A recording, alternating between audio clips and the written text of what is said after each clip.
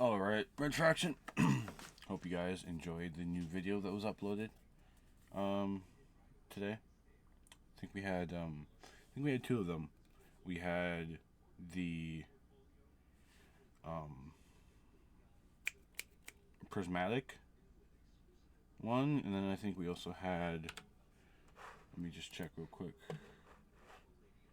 Yeah, we had the transcendent thing, the prismatic, and then we had a Marvel Spider-Man one. Today we today we have the TWAB for this week. Sorry, everything's sound kind of minute and everything, and I might talk a little faster, but I've been busy doing stuff. I basically cleaned off my desk. I think tomorrow, after I handle a couple things, I might clean it off a little bit more. I might reorganize stuff.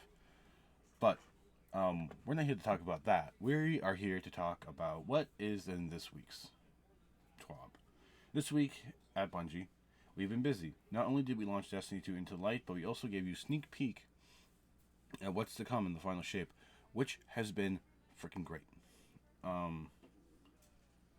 Prismatic summary, Into the Light being live, Onslaught is so much freaking fun. The new Pantheon Raid Gauntlet has a start date, April 30th. A HUD change is coming in the final shape. If you were in the stream, which you should be, when we watched the final shape preview, seeing the new HUD look is just going to be so much cleaner. It might look a bit more chaotic, but I think with how things are right now, it's too much. You don't know when buffs are there. I think with what I saw from that little bit of the HUD change, all that's going to be changing. Weapon drops rotating soon. Kilts for Kids with player support and art and movie of the week. Prismatic, which we covered yesterday. Into the Light being here.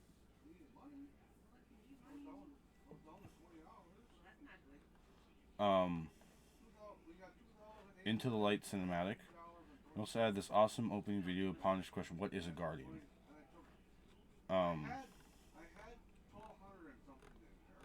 Wallpapers.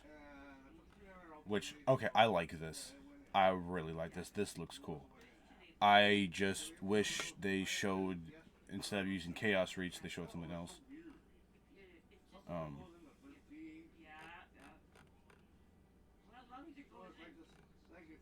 Bubble, using Strand and Stasis, showing off the weapons, you know. We have what? Fallen Guillotine, Forbearance, Hung Jury, Luna's, I want to say, or Midnight Coup. I think that's Luna's. In Succession. Yeah, Succession.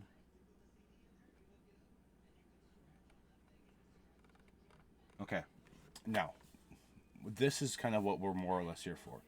Talking about Pantheon, we kind of briefly went over it on stream yesterday because there was a showcase of kind of what to expect with this, but this is their official stuff, so we already shared some details about Pantheon, the new PvE challenge that will start on April 30th. It involves not only a gauntlet of raid boss encounters available in-game, but also a few twists on how you approach them. We are keeping some details close to the chest, including the list of enemies that you'll face, but since you're all eager to know more about it, this is it. The goal of Pantheon is to relive those incredible and heroic moments that raids always deliver. From the first time Rulk kicked you in the face to when you had the Thunderdome from Oryx to having to do the Queen's Walk after you beat Riven. The goal of Pantheon, blah, blah, blah, blah. We're also changing what to expect from some of these counters many of you know so well. Prepare to be nimble, adapt your strategies, or throw them out the window, and your fire team will succeed. Pantheon will increase in scale and difficulty each week, starting out with 4 raid bosses in the first one and growing up to 8 in a row on May 28th. Each time a new boss is added, active modifiers will rotate and the power cap will change. Starting with players at 5 below power all the way up to 20 below power. As the difficulty goes up, so does the pool of available rewards. You can get adept raid weapons, deep sight versions of raid weapons, and even exotic weapons. Some of the rewards are weekly while others are linked to pursuits or triumphs, like the 4 new emblems. But many will also depend on your performance.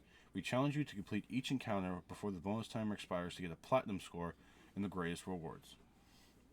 When April 30th arrives, we hope you have trained and prepared yourself, Guardians. Shaxx will have a quest for you. You'll need to start your journey to become a God Slayer. Yeah, that's the title waiting for the champions that conquer Pantheon. Exotic weapons? You mean there's a way for me to, oh wait, the crow won't be in it. Damn. But yeah, I mean, possibility of you guys being able to, instead of having to do the whole rigmarole that some of the things have happened, you can get exotic weapons. Gain adept raid weapons, deep sight versions of raid weapons. That way, you have another way of gaining deep sight besides just, the usual, gotta do this every week. And they're going to twist it so it's not going to be like, well, you can just do the simple one. You can do other stuff. Cool. And become a God Slayer. I'm a drudgeon. I don't have to worry about that. Slaying gods, yeah. Slaying other people, that's the ticket. Updating the HUD. Today we also have some news to share about the HUD update coming in the final shape. To that, we leave you in the capable hands of the UI and UX team. Destiny has over 1 million players facing buffs and debuffs in the game that can appear in the HUD. These include things like subclass verbs, armor charge, pervading darkness, or text to help you triangulate a signal neon. Prior to the final shape, only 4 buffs could be displayed at once, meaning important buffs were continually being pushed off screen with this system. We were asking players to consistently juggle a lot of information in their head. In worst case scenarios, this limitation would cause players to miss feedback about important activity mechanics that could lead teams to being wiped. Unstable light, anyone?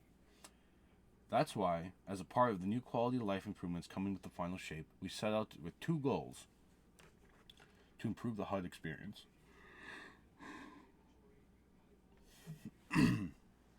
Visually prioritizing certain important buffs. We promote buffs in the moment and add new locations where they can be spotted more easily. Increase the number of buffs that can be shown. New locations for buffs will mean more buffs appear on screen, while not being overly intrusive. New buff channels. In the final shape, we created 2 areas on the HUD where modifiers can appear. The critical info channel, which is in the top center, and the weapon channel above the super meter. Here's a visual of how these will be organized in game. In addition to the existing channel where all buffs will get shown on the left. So they're taking Golgoth into example. So as you know, stopping his mechanic, unstable light, one person will get it. They'll now be able to see that when they're looking at him. So it's not like on the side. You if you're looking at him, you can see it show up on the screen, so you know when you have it. Instead of waiting for indicators like, oh, are you glowing? Like, is it there? Because you have all these other stuff. And you'll see pool of reclaimed light. That's where you stand in to do damage to him. A healing rift because you gotta be portable with it. Weapon buffs show up here, so keep away and harmonic resonance are there as well. These modifiers that appear here are important for successful completing of the current activity. These include things like white mechanics, rolls, deep stones, operator roll, or other special mechanics that are beneficial for you to notice. You'll see this channel appear in the prime real estate underneath your health and shields. So if you want players to focus only on the most important modifiers here, this channel will not display more than 2 modifiers at a time, so Field of Light and Sweeping Terror. Weapons. You'll find weapon-related modifiers showing up in the bar above the super meter, conveniently close to where the weapon information appears. Given the high uptime of a lot of these buffs, we wanted to split them out from competing in space for everything else. So, your take, your strand, there's a strand, a glaive, and that. Well, you got one quiet moment, which is a buff for I think it's a PvP buff, and then one for all. So now, the one of your perks will be here, while the other one will be set up here. The space here is restricted, so only 2 important weapon modifiers will be showing up here. So you know how, like, if you got like me with no distractions would probably show up here, or one of my other modifiers. Prioritization. As part of these changes, we made a prioritization patch to help the most relevant buffs and debuffs in the moment stay visible on screen, even when there's a lot going on. High priority buffs will push lower priority buffs out of the HUD display. Previously, it was very unpredictable which buffs would get knocked out of your HUD display as more buffs got added. You'll get buffs generally prioritized within the channels as follows. Highest activity information. These buffs will guide your playing activity. We want to make sure players have this information available. Note that dangerous or otherwise critical activity information will always be shown in the critical info channel. Second-to-second gameplay choices. These are buffs that are required to play your build effectively, such as armor charge or ability cooldowns like a Tango cooldown. Short to medium term gameplay choices. Things like amplified weapon damage buffs or temporary ability bonuses, such as a fragment or aspect. Passive buffs useful for learning or confirming initiation. This includes ability recharge and temporary stat boosts. Updates to the buff appearance. In addition to the 2 new channels set up for the HUD, the team is also taking a pass at the readability of our buffs and debuffs. So, if you get scorched, they're scorched. If you have like the solar one, you have that. Weapon debuffs, gameplay choices. All of the green buffs and red buffs have a thick weight around them, top or bottom respectively, to make them easier for colorblind players to read. Subclass related verbs and debuffs maintain their diamond shape, but they're more clearly indicated when they are a buff or a debuff.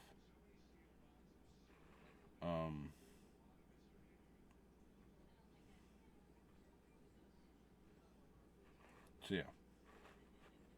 So, the debuffs, the buffs, armor charge, ability stuff, subclass related stuff, and then weapon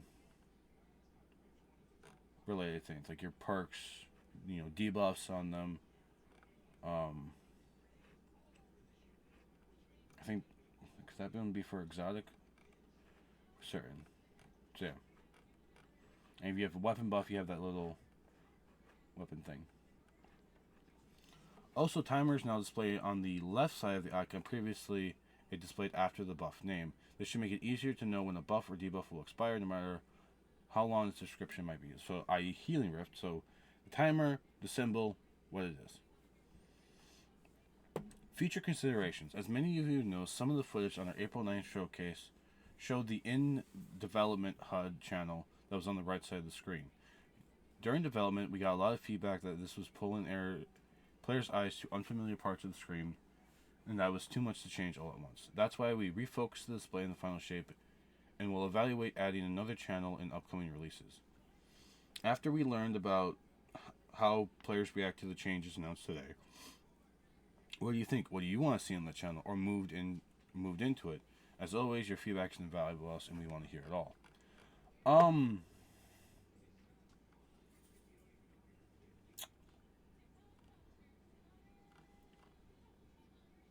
So let's see. I kind of wish they were more like. So this is an encounter one. So, encounter debuff. Right up here, which I don't mind because there you go, it's good. Humble Harmonic Resonance, which is your weapon perk, will show up here. And the weapons, I feel like this is going to be like the weapons main or more passive one. Being in the pool, they don't show off a timer here. But they do show off the timer for this. So,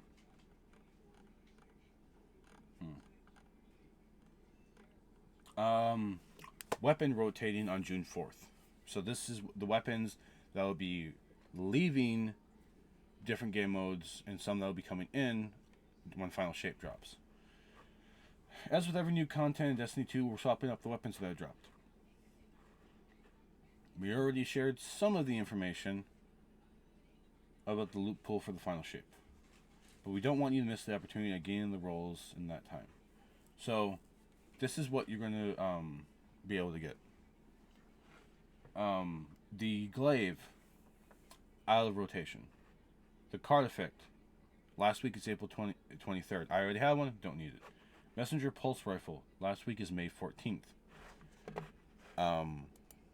So about a month from now. So the Card Effect will be available on the 23rd. So there's this week, next week. I think this week will probably be Astral.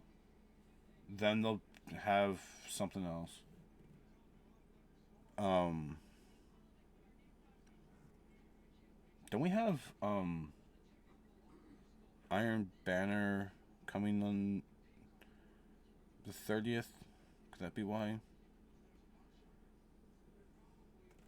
Last week is May 14th. So they want to surprise us with at least a couple more. April 23rd will be the Card Effect. They have nothing for the 30th. Nothing for the 7th. The 14th will be Messenger that weekend. And then the 21st will be the Igneous. Nightfall, Braytech Osprey, April 9th, so this week. Loaded question. In 2 weeks. Iron Banner. So yeah, April 30th is the next Iron Banner. That'll be the last time for you to get Yoram's Claw, Bite of the Fox, Pressurized Precision, or Swarm. Even if the weapons are not dropping any longer, you can always focus them in their respective vendors. But remember that the Adept variants of Trials and Nightfall weapons cannot be attained or focused unless featured. Regarding what weapons are coming to take their place, we'll share that in the future. Okay. Kilts for Kids. There you go. Player support stuff with text chat, onslaught, bonus objective UI may overlap player buffs. Certain enemies may teleport or appear behind the ADU on Vostok. Previous season, okay. And onslaught players who spend too much time within the pyramid ship will miss the portal return, resulting them in missing the next purchase phase. Yeah, that happened to me. Players who have text chat will have text chat UI disappear entirely.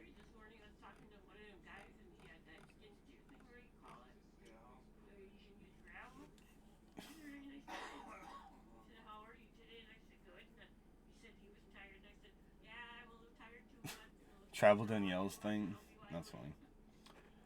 There you have it, folks. We're going to cut the outro short this week because we have some Brave God rolls to farm. Just remember not to touch anything in the warehouse outside the Hall of Champions. It might look like chaos, but Evilante says she has a system. Now let's go play some Onslaught. So, this is what I like about this.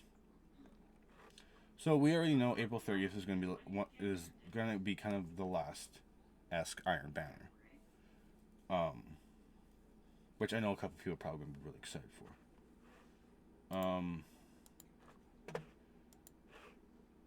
What was this one? This was from... Yeah. So these are going to be some of the weapons available.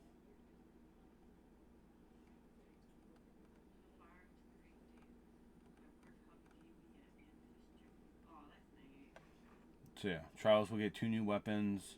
Have the Summoner of the Prophet, the Incisor, and Eye of Soul available. Um,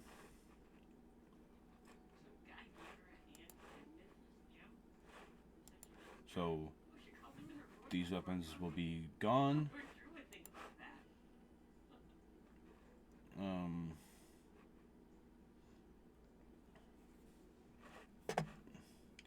they didn't say anything about Warden's Law leaving yet, so that's good. I still need the Adept one. Both of these leaving. Yorm's Claw, I'm not sad about leaving. I don't really like that pulse rifle. I think the Battler is better. Body of the Fox, same thing. Now I have a Succession. Why would I want that? Pressurized Precision, not really a fusion rifle fan. Swarm of the Raven. I mean, you got Ed's memes back, so why that? Loaded question. Yeah, it's a loaded question of why I would want it. Braytech Osprey. I've been so heavy with rocket launchers and LMGs. I don't really try to go for it. Trials. Messenger and Igneous are probably the ones I'm probably going to try to grind for hard. Let's see, Summoner, Prophet, Incisor, and Eye of Soul. What was the Iron Banner weapon last 2 weeks ago? Wasn't it because it was Iron Banner, and then there was Trials, that was Multiplex. What was the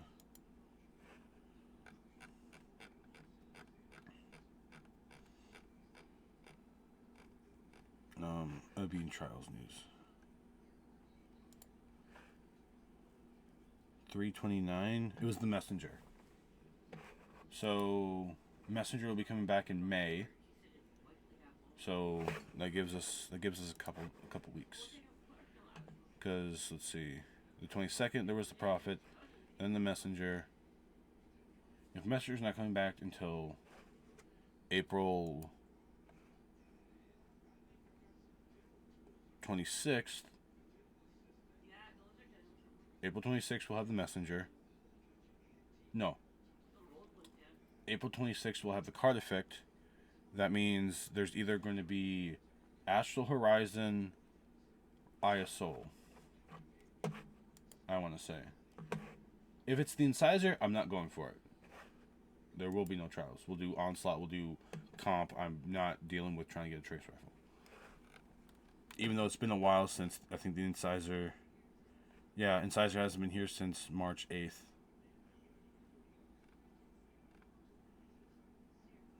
So that could be the case.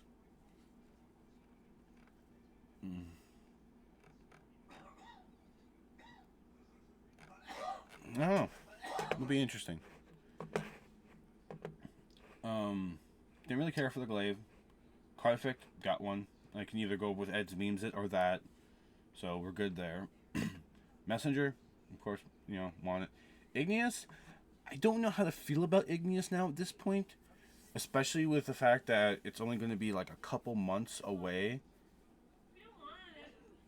Or not even like a couple weeks away. And we'll get Luna's Howl. Which I think I would like better than Igneous. I mean, when I've tried Igneous, my only issue is with it is I don't like the kickback for me feels weird. I guess that's just my thing with hand cannons, but there's some hand cannons I really enjoy. Warden's Law, Crimson. I don't mind Ostringer. I think it's because I like the uniqueness of some of this. With Igneous, what I don't like about it, I don't think I like 120s. That could just very well be it. I'm not a big 120 guy. I'm more of like a 140 to 180 or anywhere in between. If we have more burst-based frickin' hand cannons, that'd be great, but we got 2, and I need a Warden's Law Adept. Like the one I have, I want this roll, but I want the Adept so I get that additional, boost to the perk.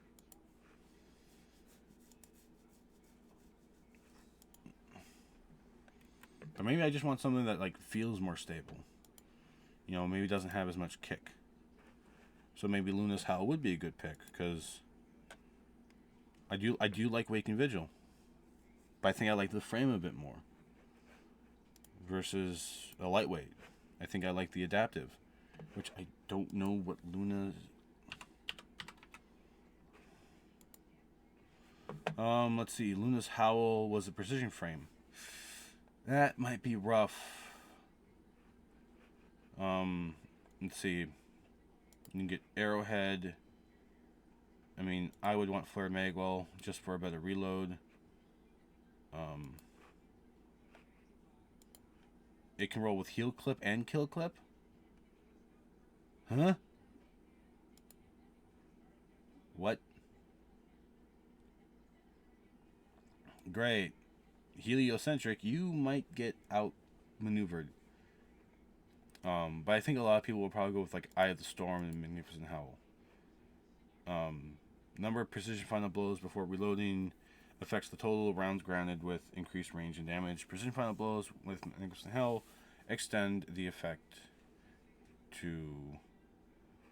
for additional rounds.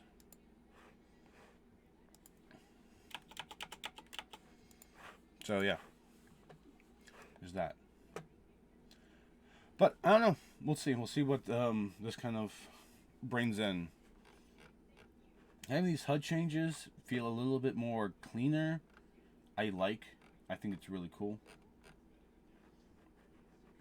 It makes because that's always the issue. Like, you'll have I'll have this perk up, but then I also have this perk up, and this one, and I don't know when this is at. So you're like playing in your head like, how long do I have on this?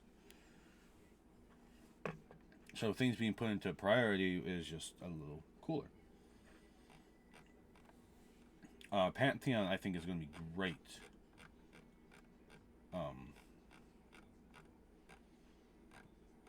Onslaught has been fun. I've really been enjoying my my Recluse and my Succession.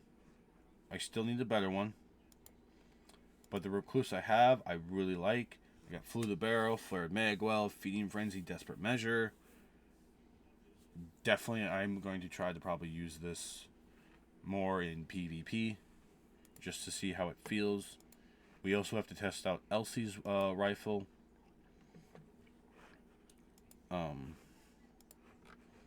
I really have been enjoying the Succession.